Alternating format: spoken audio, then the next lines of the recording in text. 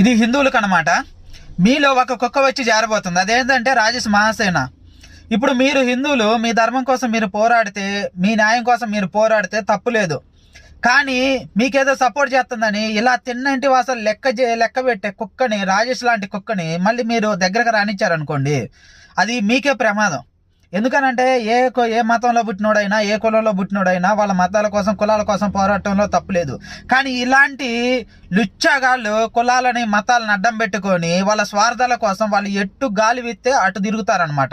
ఇలాంటి కుక్కల్ని ఆల్రెడీ కళ్ళ ముందే చూస్తున్నారు.